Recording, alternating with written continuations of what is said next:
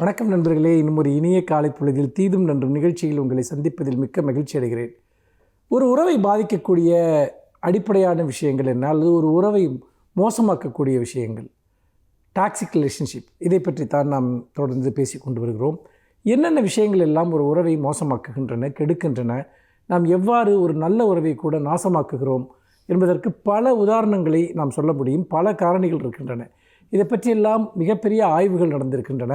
இவற்றை நாம் புரிந்து கொண்டாலே நாம் செய்யக்கூடிய பல தவறுகளிலிருந்து நாம் விலகி நிற்க முடியும். சரி, ஒரு உறவை மோசமாக்குவதில் அடுத்து என்ன மிக முக்கியமான விஷயம் என்று பார்ப்போம். அதுதான் எமோஷ்னல் மேனிப்புலேஷன் என்பது. எமோஷ்னல் மேனிப்புலேஷன் என்றால் என்ன? ஒருவரிடம் நமக்கு இருக்கக்கூடிய உணர்வுபூர்வமான அந்த உறவை அல்லது அவர்களுடைய உணர்வுகளை நாம் ஒரு விதத்தில் நம் விருப்பப்படி கையாள்வது, நம்முடைய நோக்கங்களுக்காக அதை மோசமாக கையாள்வது, இதுதான் எமோஷ்னல் மேனிப்புலேஷன் என்பது. உதாரணமாக, ஒருவர் உங்களிடம் மிகுந்த அன்பு கொண்டிருக்கிறார், உங்களை மிகவும் மதிக்கிறார், நேசிக்கிறார், உங்களை சார்ந்திருக்கிறார். அவரை நீங்கள் அடிக்கடி ஒரு மிரட்டலுக்கு உள்ளாக்குகிறீர்கள். உதாரணமாக, நீங்கள் இதை செய்யவில்லை என்றால் நான் தற்கொலை செய்து கொள்வேன். இது ஒரு எமோஷ்னல் மேனிப்புலேஷன். நிறைய பேர் இதை செய்வார்கள். அதாவது, நான் சூசைட் பண்ணிப்பேன், நீ பார்த்திங்கன்னா நீ என்கிட்ட பேசலைன்னா நான் என்னுடைய கையை அறுத்துக்கொள்வேன். இப்படியெல்லாம் பல இளைஞர்கள் பேசுவதை செய்வதை நாம் பார்த்திருக்கிறோம். அப்படி என்றால் அதை மறுமுனையில் இருக்கக்கூடியவர் அதற்காக மிகுந்த பதட்டம் அடைவது, சில சமயம் காரணமே இல்லாமல் ஃபோனை சுவிட்ச் ஆஃப் பண்ணி வச்சுப்பாங்க. என்னாச்சுன்னு சொல்லிட்டு மற்றவர்கள் பதற வேண்டும் என்பதற்காக. இது ஒரு வகையான எமோஷ்னல் மேனிப்புலேஷன். அதே போல் வீட்டிற்கு வராமல் இருப்பது, இது ஒரு விதமான எமோஷ்னல் மேனிப்புலேஷன். இப்படியாக பல விதங்களில். இன்னொன்று, ஒருவருடைய மனதை கண்ட்ரோல் பண்ணுவது.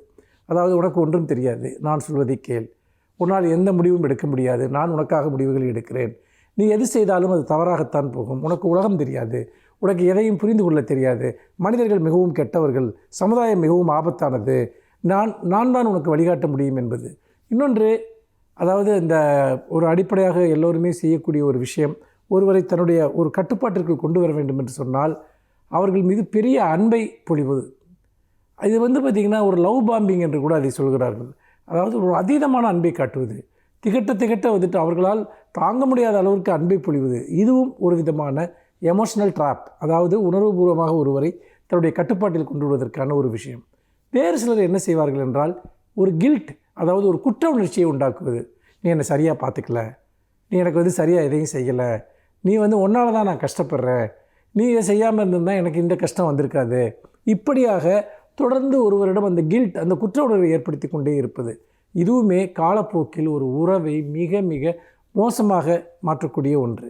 அதாவது ஒருவரிடம் நமக்கு இருக்கக்கூடிய உறவு அல்லது ஒருவர் நம்மேல் கொண்டிருக்கக்கூடிய ஒரு அன்பை மோசமாக கையாளுவது, இது போன்ற பல விஷயங்களில் நடக்கும். தொடர்ச்சியாக அவரை பயத்திற்குள் வைத்திருப்பது, அல்லது அவரை தாழ்வு மனப்பான்மைக்கு உள்ளாக்குவது, அல்லது அவருக்கு ஒன்றும் தெரியாது என்று அவரை தொடர்ந்து அவரையே நம்ப வைப்பது. இதெல்லாம் எந்த அடிப்படையில் நடக்கிறது என்றால், அவர்கள் உங்கள் மீது வைக்கக்கூடிய நம்பிக்கையைத்தான் நீங்கள் பயன்படுத்திக் கொள்கிறீர்கள், அதைத்தான் நீங்கள் மிஸ்யூஸ் பண்ணுகிறீர்கள்.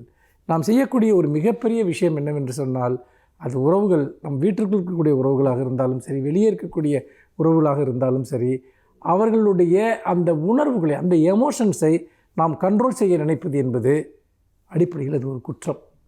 அது ஒரு தனி மனிதராக அவருடைய டிக்னிட்டி, அவருடைய கண்ணியம், கௌரவம் எல்லாவற்றோடும் நாம் விளையாடுகிற ஒரு விளையாட்டு. நாம் உணர்வுகளை புரிந்து கொள்வோம், உணர்வுகளோடு உரையாடுவோம். அதை ஒருபோதும் ஆதிக்கம் செய்ய முயற்சிக்க வேண்டாம், அதை தவறாக கையாள முயற்சிக்க வேண்டாம் என்பதுதான் ஒரு உறவை சிறந்ததாக ஜனநாயகபூர்வமாக வைத்துக்கொள்வதற்கான ஒரே வழி என்று நான் நினைக்கிறேன். மீண்டும் இன்னும் ஒரு புதிய சிந்தனையோடு உங்களை சந்திக்கிறேன். நன்றி, வணக்கம்.